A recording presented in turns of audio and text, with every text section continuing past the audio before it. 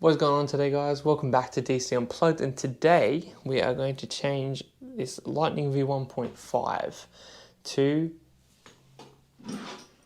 hydraulic brakes. So we have a set of 4-piston zoom brakes for the front and a set of 2-piston rears.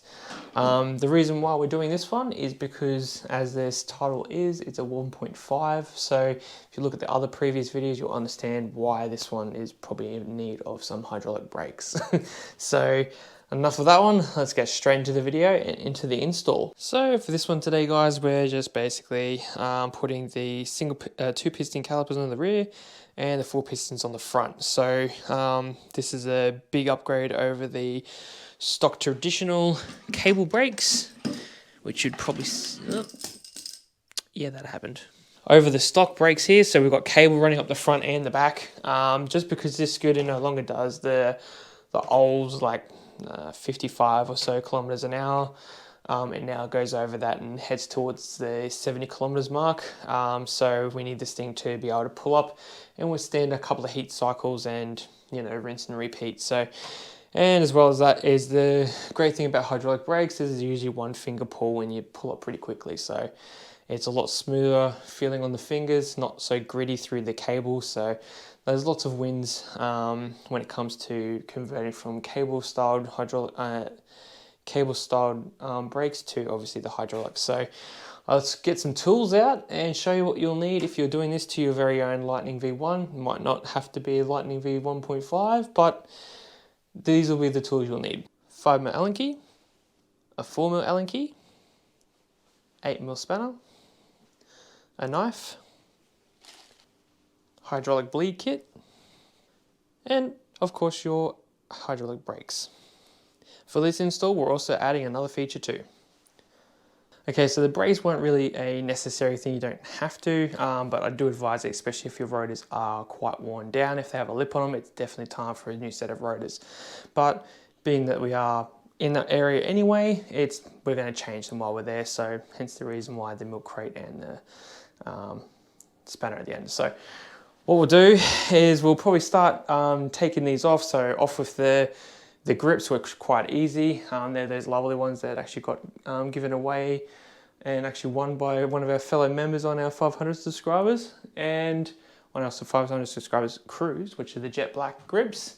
Gonna take them off, take all that off, take the old levers off, leave the cables there because that's going to help us run the new cables through without any issues. So it's probably the easiest and best way to do it. And we'll take it off from the bottom there as well. So yeah, so let's get to it. Okay, starting with the install, guys, we're going to use our 5mm and just undo these ones here from the caliper. And we don't have to worry about any of the other brackets because we won't be using those because the hydraulic brakes actually have a bigger clamping area. So we have new bolts with Loctite on them in our bag of goodies that we've got from the Zoom kit, as well as a new bracket as well. So we won't be using those. Man, that light is bright. Anyway, so what we're going to do is we're going to undo these and we're just going to undo the cable system through here.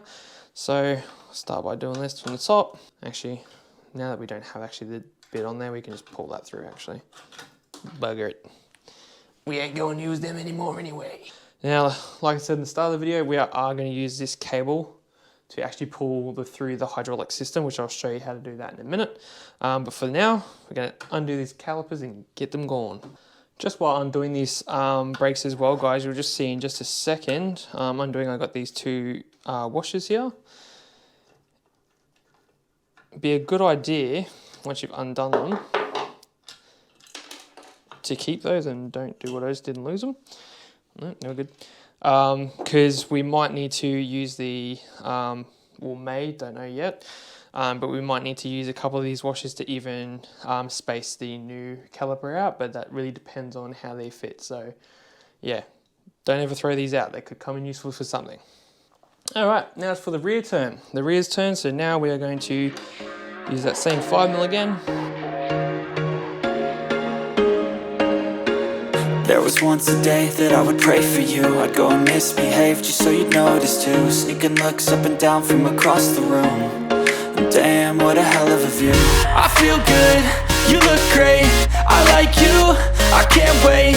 A first time, a first date. You're so fine, I'm so late. You sip wine, I drink straight. Don't waste time to my place. I feel my heart erase. So catch me if I fall.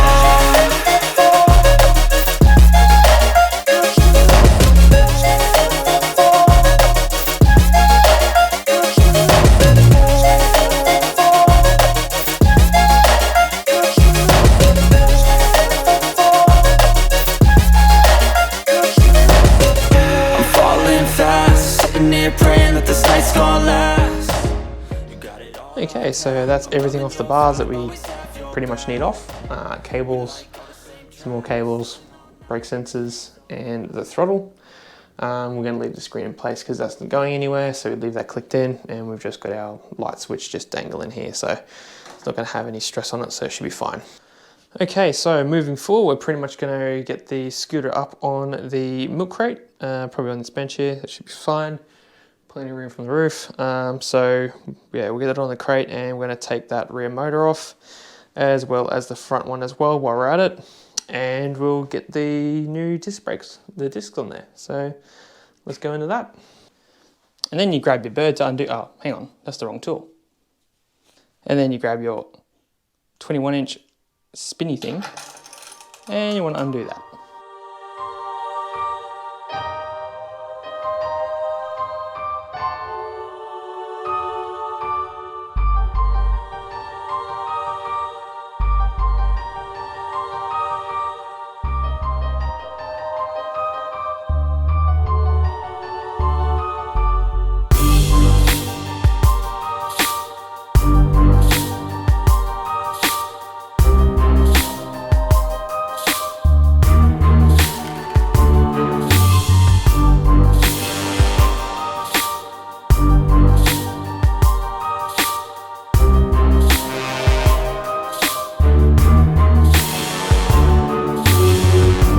Now, the painful and unfortunate thing about the Lightning V1 motors is that the motor cable is actually on the disc side.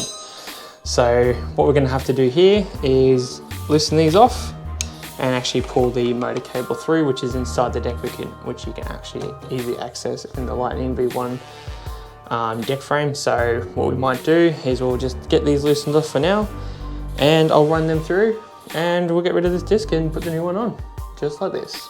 Now that we've done that, it's now time to reattach the back wheel to the scooter, and we'll rinse and repeat basically and put that on the front. So I probably won't film that, guys, because it's pretty much the same as what I'm doing here, but just the front, and there's no real difference. So yeah, we'll see you in a bit.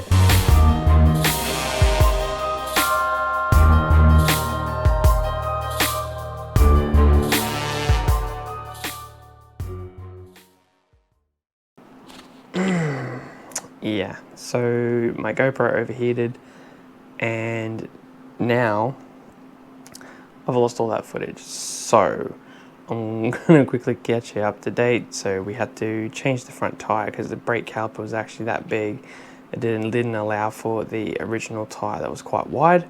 So we just went a step down and went a little bit thinner on the front tire, just to help out with room for the caliper. So it's pretty good. Yeah, I've got the birds with me because they can, the caliper was too big, so we stepped down a size in tire to bring it not so wide and made it small. And then we've finished everything up, and now it looks like this.